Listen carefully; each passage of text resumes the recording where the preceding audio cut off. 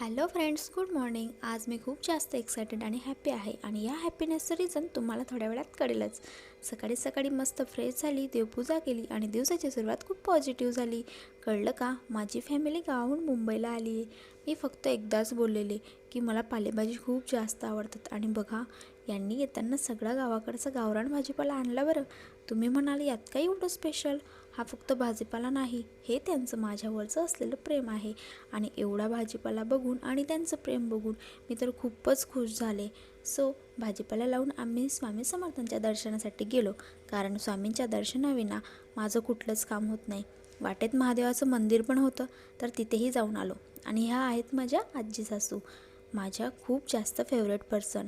का ते तुम्हाला नंतर आपोआपच कळेल पुढच्या काही ब्लॉग्समध्ये.